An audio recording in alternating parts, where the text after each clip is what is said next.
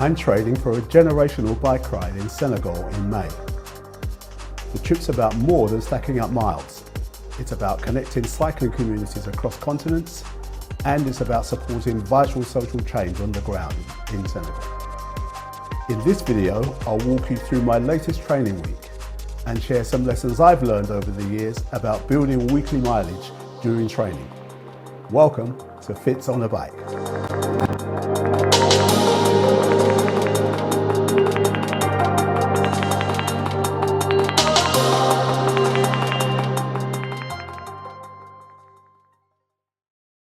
If you're new here, I'm Fitz, I'm 65, and I survived a heart attack in 2014. My recovery brought me into cycling, and I'm here to stay. In May of 2026, I'm riding across Senegal with an international group representing Black Unity Bike Ride, and we are on a mission. First, it's about unity, a visible peloton combining riders from across the diaspora. Second, it's about connection, meeting and riding with grassroots clubs, learning how they ride, train and build community. And third, it's about impact. We're fundraising for a girls' education foundation. That matters because when you educate girls, you sustain the nation. We all know that cycling can make a difference. We are taking that message literally around the world. Click the link in the description to find out more about the work of Black Unity Bike Ride, both its presence here in the UK and also the history of the rides that have taken place in Africa so far. Our fundraising on this trip is to support the work of the BUBR Foundation in Senegal. There's a separate link in the description, and again, any support that you can give really will be greatly appreciated, and you know that it's going to a great cause.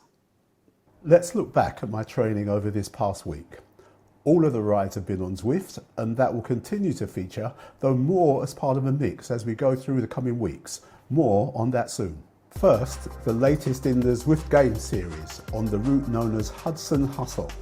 This is based on a simulated version of New York City, including Central Park and Times Square. I treat these races more as higher intensity training than something that I aim to win, which is just as well because on this one I had to jump off the bike about 30 seconds in, and that cost me 20 places. Plus, it was a bit of a hilly route, and as a heavier rider at upper 90s kilograms, those are always going to be harder work. But completed the route nevertheless, another one under the belt. Next up, a solo Zone 2 ride around the Island Hopper course set in one of Zwift's fictional worlds. One of my key goals in training is building endurance, going further rather than faster. All the wisdom in the cycling world says that Zone 2 is the way, a moderate pace where you'll be capable of maintaining a conversation if riding alongside people in the real world. The other factor for riding in Senegal is adjusting to what is likely to be considerable heat, hence the reappearance of my trusted heat suit. And I wear this for the majority of my indoor rides to get my body used to riding at a higher temperature. Final ride of the week was the regular Sunday social organised by the good people of No Limit Cycling Club. Big shout out to the crew as always. They had the good sense to use the Tempus Fugit course, known to be one of the flattest over its distance and great for maintaining a constant pace. And this time I was able to keep my sprinting urges in check.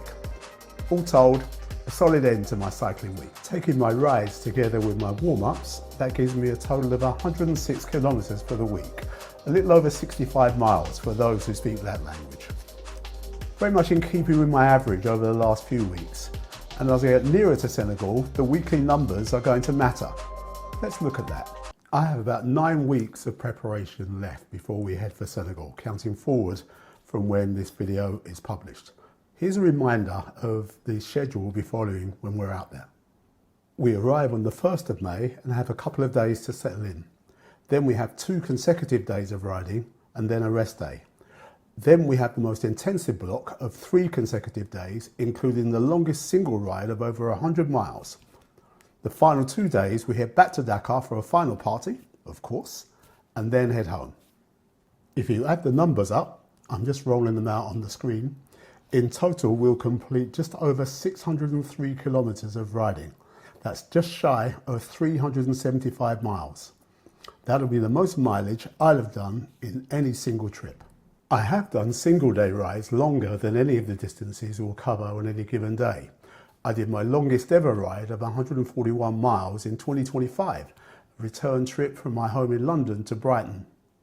I've also completed 270 miles in 8 days, a combination of 5 days in Mallorca and then a long ride to Windsor and back the day after I returned. The challenge lies in the combination of miles and consecutive ride days in what is likely to be proper heat. I can tell you from my limited experience of Africa that the sun and the heat hits differently out there. It may also rain, and that will bring a different set of circumstances to consider. Regardless, what's ahead of us means that physical and mental preparation is a must. Showing up out there without it is asking for big trouble, and for somebody with my health history, it will be sheer recklessness. I'm coming from a decent base of fitness, but I want to be in the best possible shape. To wind things up, I'll share some points about what I'll be paying attention to over the coming weeks, drawing on the lessons that I've learned over the years. First, and most important, have a plan and follow it. I remember 8 or 9 years ago when I first started doing my first sportives like London to Brighton and Ride London, I'd use my daily commutes as training. That got me used to regular daily mileage and built up the endurance, and it gave me a ready-made structure to follow. It got me a regular 100 miles plus every week.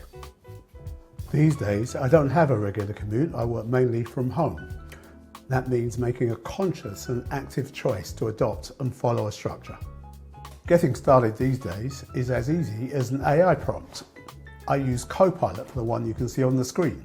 Other machines are available.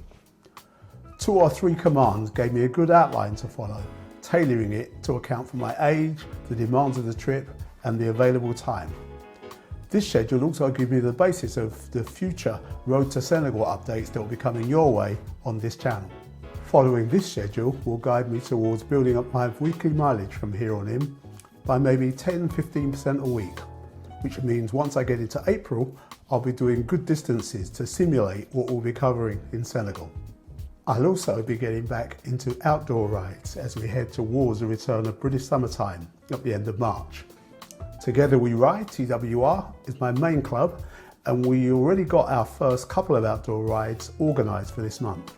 It'll be good to have the balance between indoor and outdoor riding back again. 3 other quick points just to finish up.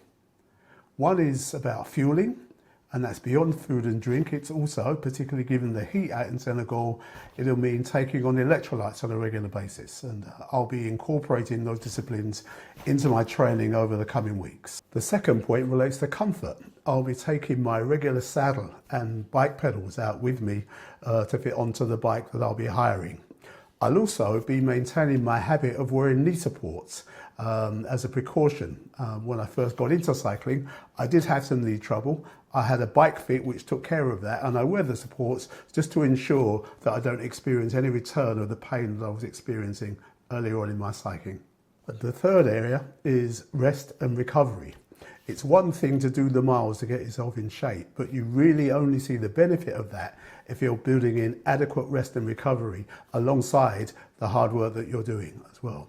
Rest is also about that most basic function of sleep, and certainly at the kind of stage of life that I'm at, I appreciate a good night's sleep all the more, and it will be important to build that in to the overall plan that I have. And that is my week 2 on the road to Senegal. The mission stays the same, but the hours will go up from here on in.